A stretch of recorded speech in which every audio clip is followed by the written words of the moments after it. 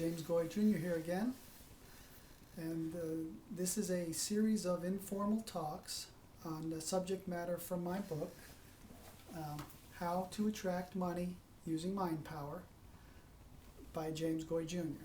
That's me. And today, or in this session, I would like to talk to you about the subject of belief, which is the second chapter in my book. I'd like to start with a quote that I opened that chapter with. It's by a fellow by the name of Claude M. Bristol. Sound familiar? He wrote a little book called The Magic of Believing way back in 1948. And here's what he had to say. Belief changes the tempo of the mind or thought frequency.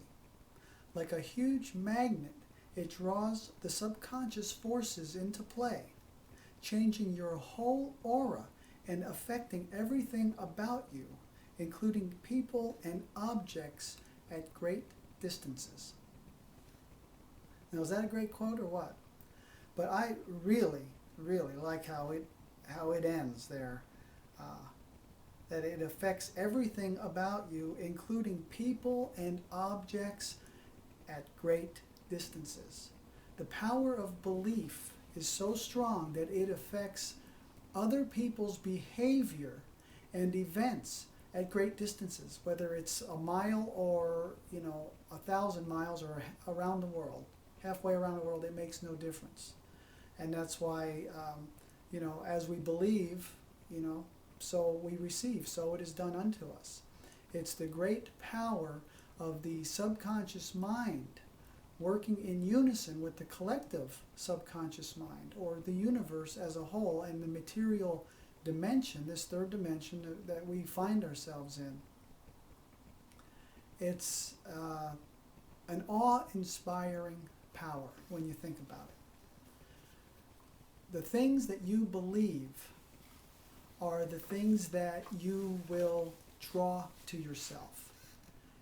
It's as we go through our studies here in Mind Power, we learn that the things we think about, we attract. The images we hold in our minds and the visions we have and things of this nature, good or bad. Remember, the subconscious mind is completely impersonal, and the universe is impersonal. It does not judge whether what you are thinking about or believing in is good or bad, right or wrong, healthy or unhealthy, smart or stupid. You can consider that the power of just your thoughts, but the power of belief, when you cross the threshold of just thinking about something and musing about, what certain things would be like, or, what if such and such comes about? What if I can actually accomplish such and such a thing? When you cross that threshold into an actual state of belief, you have made a mental stand that does not go unnoticed. All of creation, the entire universe, sits up and takes notice of individual human belief and, of course, collective human belief. But in these talks, we're mostly concerned with individual and how the individual can use these timeless metaphysical and spiritual mind power principles and the techniques that go along with and that are necessary for applying them. But the entire universe takes notice and acts on our belief, because in the deeper understanding, we are not separate. And quantum physics will, if you've read any, or if you do read any, you'll come to find that in quantum physics they are validating in the laboratory what the mystics have been telling us basically throughout human history. We are not separate from our environment. There's a uniform oneness that permeates all things, and thought and energy and matter are all the same substance, but in different states, different momentary states of existence and perceptibility. But all things are one, and your subconscious mind is one with universal mind.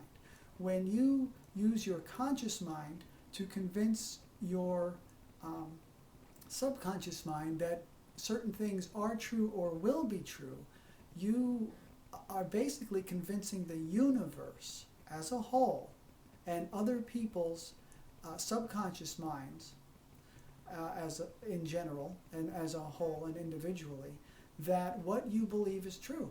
The universe believes what you believe about yourself and about your circumstances as they exist and as they will exist in the near or more distant future. So let's see if we can pluck another. I start each chapter with a quote, and then I end each chapter, very short chapters. This is a tiny little book, as you can see. And I end each chapter with 7 quotes. So 8 quotes a chapter, 20 chapters, 160 other authors. I don't repeat any of these authors once. A lot of them, if you're familiar with these types of teachings and books, you'll be familiar with. All the standards, and also there's a lot in here that you've heard, you're familiar with who they are, but you never would have thought that you'd find them in a book like this. And then there's lots of gems in here of authors and books that you've never heard of. It's a wonderful resource material. William James, ever hear of him? The Will to Believe, which was written in 1897. There are cases where a fact cannot come at all unless a preliminary faith exists in its coming. That's, let's see here. Anthony Robbins, you've all heard of Anthony Robbins, Tony Robbins. What we believe to be true, what we believe is possible, becomes what's true, becomes what's possible. And he's a great example of that, of course. Dr. Joseph Murphy, The Power of Your Subconscious Mind. Knowledge of the powers of your subconscious mind is the means to the royal road to riches of all kinds. And really, belief comes back to and stems from the state of your subconscious mind.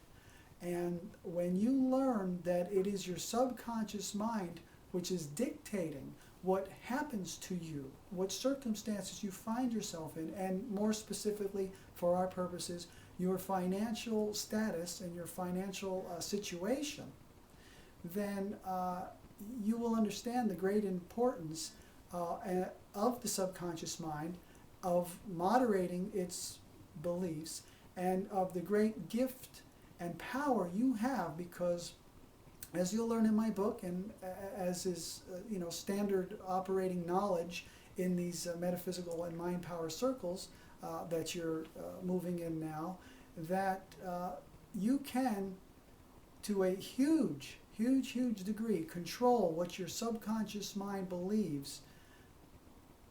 And the way you can do that is through your conscious mind. So you can decide what is most advantageous for your subconscious mind to believe, and then you can cause your subconscious mind in a deliberate, very focused and specific way. You can cause that with your conscious mind. So it's exciting stuff. All right, can you tell how excited I am? I am excited. I'm excited for me, and I'm excited for you.